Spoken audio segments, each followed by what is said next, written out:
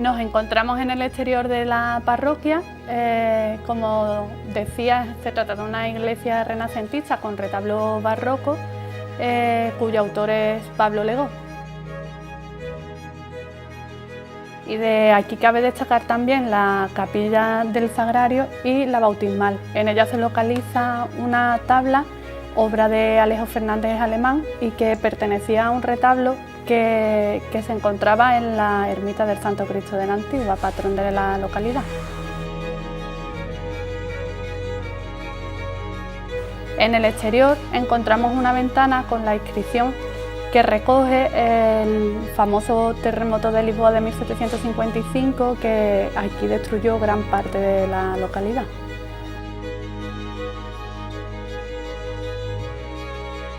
Entramos en el Molino de los Diezmos, antigua casacilla, obra del Cabildo Catedralicio de Sevilla, cuyo emblema lo encontramos en un mosaico de azulejos blanco y azul sobre la portada del edificio. En el interior se conserva la piedra del molino en sí, y hoy en día es punto de venta del aceite que producen. Estamos en el castillo de Fatetar, mandado a construir por Abderramán III en el 914. Como vemos, es una fortaleza militar y a ella se adosa una ermita que es la que guarda la imagen del Santísimo Cristo de la Antigua, que es el patrón de la localidad. El castillo conserva el aljibe principal y el que pertenece a la torre del homenaje, el último reducto defensivo, y que conserva las dos plantas, tanto el aljibe como la planta superior, que sería la zona de fortaleza. Bajando del castillo podemos contemplar que Espera presenta un trazado sinuoso de calles pequeñas, y así lo podemos ver reflejado en un callejón que recoge un emblema que es el siguiente: Bésame en este callejón. Ahora visitamos el Museo Arqueológico de la localidad, que recoge restos de dos yacimientos que pertenecen al término municipal de Espera, que son Cariz Aurelia y Esperilla. El museo se divide en dos partes, una dedicada al mundo funerario ibero-romano y otra a la vida cotidiana en Espera. También aquí encontramos una maqueta del castillo hecha o obra de un autor local que se llama Paco el Gallo y que hemos encontrado en el paseo por la ciudad. Os animo a que visitéis el Museo Arqueológico porque aquí vais a encontrar grandes piezas. Hola, buenas, yo soy Marina Ferrera, soy tercera generación de una familia con un restaurante con más de 40 años de historia aquí en Cádiz, en Espera en concreto, en la Sierra de Cádiz. Y si hay algo que me gusta de la zona en la que nací es la riqueza que tenemos y la buena calidad de la materia prima, desde pues el pescadito que ya todos conocéis a cualquier tipo de verduras o carnes como la de retinto de aquí de la provincia.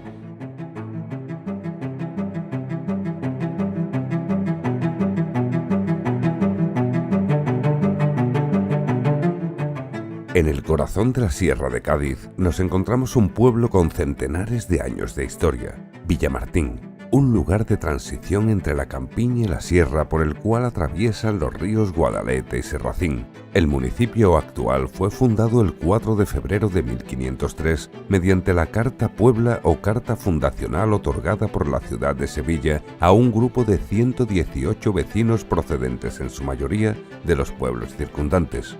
En total son 13 pueblos de las provincias de Sevilla y Cádiz los que aportaron los primeros pobladores, cuyos nombres aparecen en el archivo histórico de la parroquia de Villamartín. Por medio de la citada escritura pública de Carta Puebla, estos vecinos adquirieron el pleno dominio de aquellas tierras mediante el pago a Sevilla de 1 millón de maravedíes como tributo anual, con la obligación de labrar cada uno de ellos una casa a sus expensas para fundar el pueblo.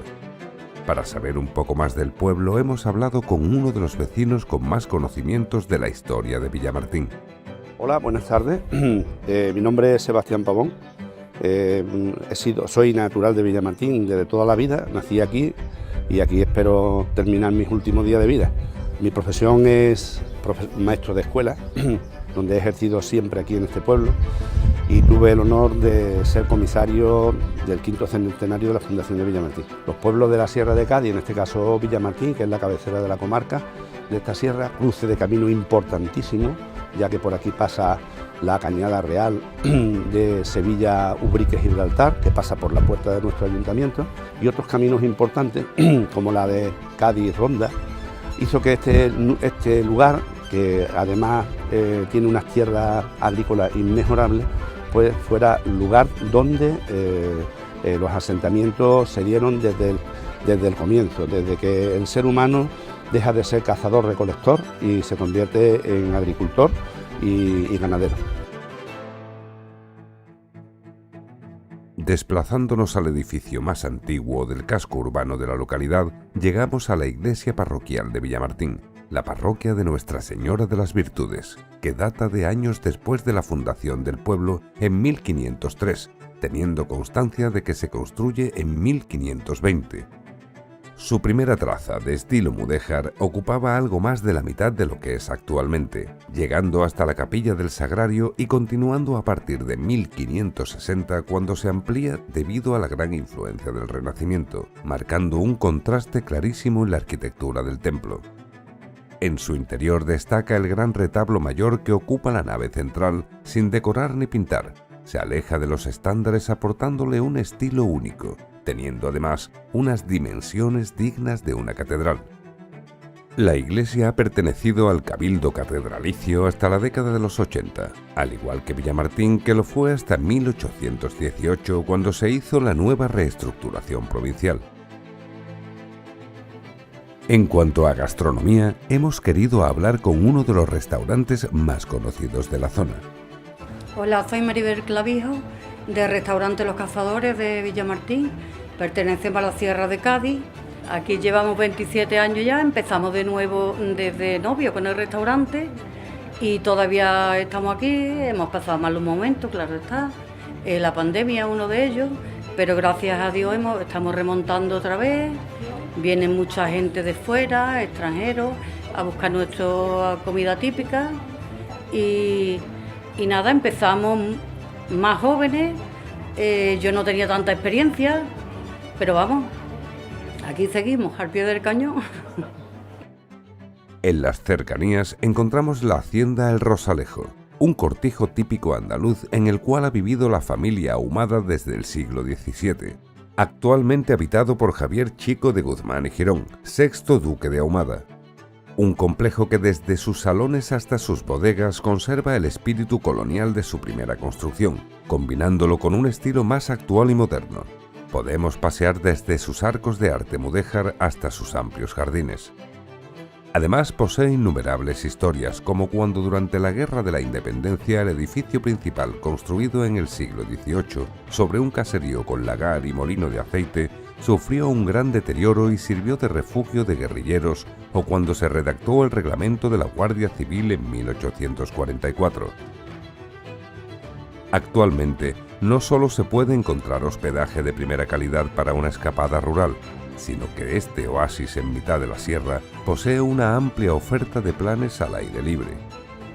Esto es Villamartín, un lugar lleno de encanto, que hará las delicias de todos sus visitantes en el corazón de Cádiz.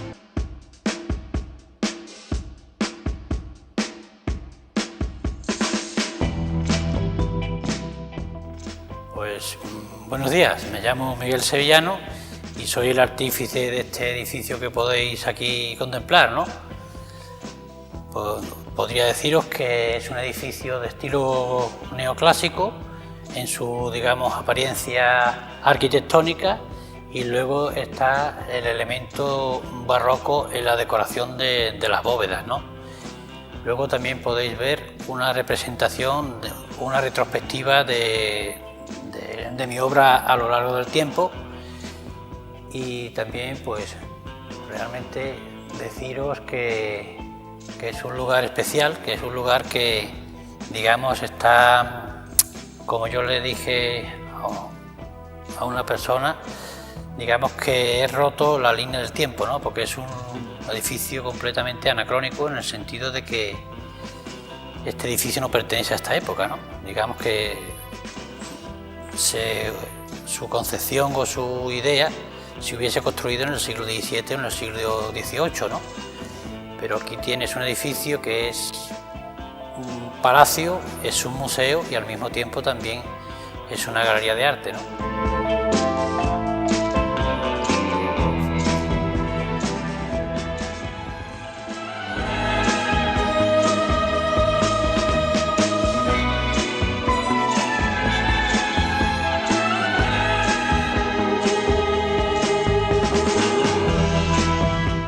Hola, buenos días. Soy Miguel, soy el encargado de aquí del Santuario de los Remedios y estamos en el patio, en el claustro, y os voy a contar un poco la historia del santuario y de la Virgen, sobre todo. La Virgen, como sabemos, pues vino, lo trajeron los frailes trinitarios en el tiempo de la Reconquista. Entonces la Virgen, como se suele decir de leyenda, que la Virgen apareció en Pino, pues no, la Virgen la trajeron los monjes trinitarios y en el tiempo de la Reconquista, que estuvo mucho tiempo en frontera con Ceterío de las Bodegas, y en todos los sitios donde estaban mucho tiempo en frontera, pues estos frailes llevaban como titular la Virgen de los Remedios. Se encargaban de cambiar a los prisioneros cristianos por los moros. Y ellos, cuando estaban mucho tiempo en frontera, pues ellos dejaban ya la Virgen de los Remedios en el sitio donde estaban. Y entonces, pues de eso está aquí la Virgen de los Remedios. De hecho, hay muchas Virgenes de los Remedios en casi todos los sitios donde estuvo la frontera.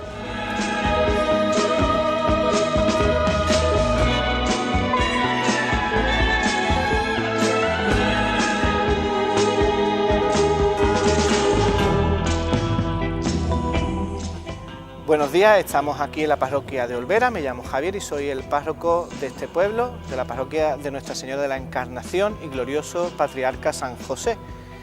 Estamos en el punto más alto del pueblo de Olvera. Desde aquí se divisa casi toda la sierra, por delante de la parroquia y por detrás se ve también. Es lo más llamativo esta parroquia cuando se viene con el coche, por la carretera que une Jerez y Antequera, pues es lo que único, casi exclusivo, el skyline que se llama de Olvera, junto con la torre del castillo que está aquí situada a unos 20 o 30 metros. Esta parroquia fue concluida en 1843, pero no es la primera parroquia que encontramos en esta zona. El duque quiso hacer una parroquia más grande porque los olvereños se lo pidieron y construyó esta que está aquí, anulando la antigua parroquia de 1500 y anulando algunas casas que existían en este barrio llamado el barrio de la Villa.